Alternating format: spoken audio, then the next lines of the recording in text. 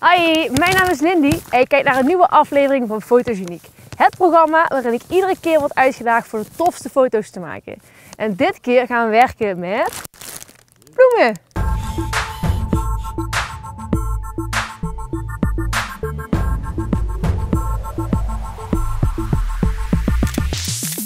Nou, daar gaan we dan weer. Nieuwe opdracht. Ik heb er eentje en eens even kijken. Oeh, dit is een leuke. Maak een vervolgserie op een foto van jezelf naar keuze. Van jezelf naar keuze. Oké, dat is een leuke. Dus ik ga dus foto's wat ik zelf heb gemaakt ooit, ga ik even bekijken en daar ga ik dan een nieuwe serie op maken. Ja, leuk. Dat is eigenlijk iets wat ik niet zo heel snel doe, maar dat vind ik wel heel erg leuk om te doen. Ja, wat ik ga doen, ik pak even mijn tablet erbij en dan ga ik even mijn Instagram doorheen scrollen en dan kies ik een foto uit. Ik pak heel even mijn Instagram erbij. Gaan we heel even scrollen. Wat we vooral zien is portretfotografie. Portretfotografie. Ah, dit was ook leuk. Dat is ook een challenge. Challenge, portretfotografie. Ik word al redelijk geïnspireerd. Even kijken. Ja. Ik ga sowieso één foto van Instagram pakken. Ik ga dit doen. Kijk of jullie zo goed kunnen zien. Dat was ook een keer een challenge. Dit was de Flying Flower. Hier moest ik een productfoto maken. En toen heb ik dus voor gekozen om een bloem uiteindelijk op te hangen en in de studio met lichte zon na te doen. En daarmee een heel abstract beeld te maken. En dit is wel iets wat ik heel tof vind. Dus ik wil hier een vervolg op maken. Alleen dan net een tikkie anders. Ik wil wel gewoon weer abstracte fotografie gaan doen. Alleen dan op locatie. En daarvoor wil ik eigenlijk naar een natuurgebied. En ik heb hier toevallig, ik laat je het gelijk zien. Dit is op de Brunsumer Heide in Brunsum. En ja, dit vind ik een fantastisch natuurgebied. Ik ken het ook. En hier kan ik dan heel erg goed een vervolg maken op de Flying Flower. Ik ga dus voor het fotograferen van de bloem op locatie. En zoals ik aangaf gaat het om een serie. En om die reden neem ik gewoon meerdere soorten bloemen mee. Ik ga echt voor van alles. Ik ga gewoon kijken wat ze hebben voor bloemen en die koop ik en dan zie ik het wel. Ja, we gaan naar de eerste locatie. Wat ik ga doen is nog een verrassing. We gaan het vast ontzettend leuk vinden. Ik ga namelijk bloemen ophangen. Ja, klinkt natuurlijk hartstikke gek, maar ik ga het echt doen. En we gaan hier beginnen. Even de hoogte gaan bepalen hoe hoog ik mijn bloemetje wil laten hangen. En dan gaan we zo het touw spannen. De bedoeling is dat uiteindelijk de bloem gaat vliegen, zeg maar. Hoe gaan we dat doen? Heel makkelijk. We hangen de bloem op en uiteindelijk worden de touwtjes weggetoverd in Photoshop. Wat ik nu doe, ik kijk echt welke look en feel ik hierbij vind passen. Ze hebben allemaal een andere structuur, allemaal een ander soort bloem. En uiteindelijk komt daar de perfecte bloem voor deze locatie uit. Wat we dan gaan doen, we pakken de foto letterlijk van beneden. Dus we pakken hem letterlijk zo in deze richting. Die touwtjes die gaan daar natuurlijk weg, die vallen weg, gaan wegsoppen. En dan krijg je een heel gaaf effect. Ik ga even de touwtjes kort knippen, want dat is wel belangrijk. Ik zet dit denk ik nog ietsje hoger. En dan gaan we deze mooie bloemen op de foto zetten.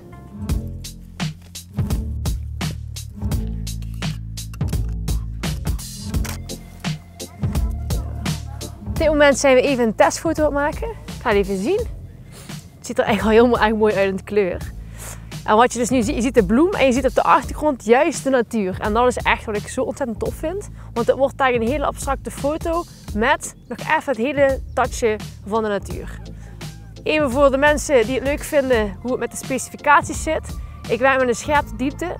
Dus een klein getapeld diafragma, grote opening. En daarmee krijg ik dus mijn bloemetje scherp en de rest lekker onscherp, oftewel blurry. Nou, we gaan beginnen, we gaan een shoot doen. Ik ga kijken dat ik even een paar keer op de grond kan liggen zonder heel erg vies te worden. En zo gaan we voor het perfecte plaatje.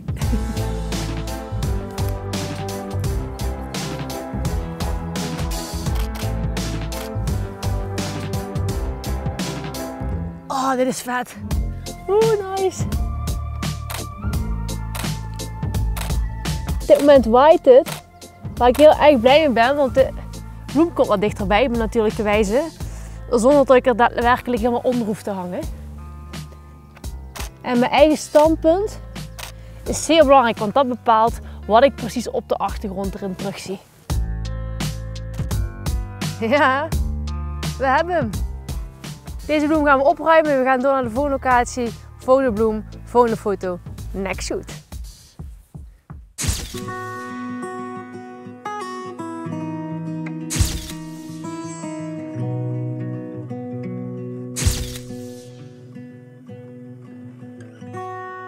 Ik heb even het moodboard erbij gepakt. Look and feel. En dit was een foto die me aansprak. Hier zie je een bloem gespiegeld. Ik denk dat dit water is. En weer heel veel van die plasjes. Dus we gaan hier een bloem in het water leggen om de spiegeling van die bloem in het plasje terug te zien. Even kijken welke bloem we hiervoor gaan gebruiken. De zon is even weg. Het is super lastig om dan te kijken waar de spiegeling komt. Als ik hier zo kijk, merk ik dat aan deze kant, vooral daar, hier hebben we heel veel spiegeling. Alleen daar wel heel veel gras op het achtergrond. Ik weet niet of dat wil. Dus we gaan heel even kijken hoe of wat. En dan kijken welke bloem er het beste bij past. Ik denk een roos, maar dat gaan we eigenlijk wel gewoon zien. Dus even kijken welk beeld het beste is. Ja, de weerspiegeling die blijft letterlijk uit, dus dat is al een gevalletje jammer. Maar als ik kijk naar hoe de roos zit, dat ziet er wel echt heel erg gaaf uit. De rest van de bloemen denk ik, maar die roos, dat is echt heel gaaf. Als je van deze hoek zo bekijkt, is het echt heel tof. Oh, dit is echt vet. De roos dat zo in het water ligt nog erop, lijkt gewoon echt op een of ander liefdesverhaal. De bloem is echt goed in poseren hoor. Heeft geen instructies nodig. Zo, ik heb heel even mijn haar in een klotje gedaan, want ik wil mijn hoofd iets meer kunnen kantelen zonder dat ik in het water lig. Hoe meer ik dichterbij kom, hoe meer schaduw ik zie. Boah, die is gaaf. Ik zou zeggen, deze locatie is echt gewoon meer dan geslaagd. Iets anders uitgevallen als ik wilde. Dus je ziet niet de omgeving op de achtergrond, maar je ziet vooral heel veel water. Maar wel echt heel erg tof. En nu ga ik mijn haren weer lekker los doen.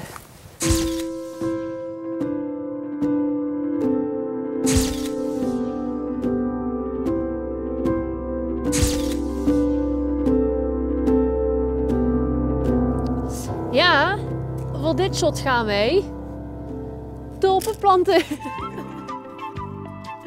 Als ze blijven staan. Ja, dit heeft nog even aandacht nodig.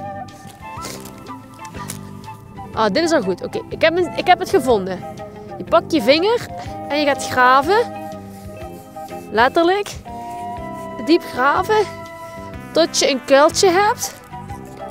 Ja, pak je bloem. Ik pak de paarse. Steek de bloem in het gat wat je hebt gegraven. Je gaat de bloem weer ingraven. En voilà. Oh, het is ook echt gelukt. Kijk, je kan zo door naar eigen huis en tuin. Bloemenperk Lindy. En als een echte tuinvrouw ben ik het nu even mooi aan het egaliseren. Zodat we daar een hele mooi vlak beeld krijgen op de foto. Ik moet zeggen, het is best goed gelukt. Zo, ik ga er even bij liggen. Wat een modellen. Ze poseren ook gewoon heel goed. Eén aanmerking. De achterste bloem die doet niet zo goed mee. Kijk, normaal kan ik tegen model zeggen, hey, kom eens even naar voren. Maar ja goed, een bloem die luistert niet zo. Dus ik moet die even eruit gaan halen. Het gaat om de rode bloem. Dan moet ik even ernaast gaan zetten.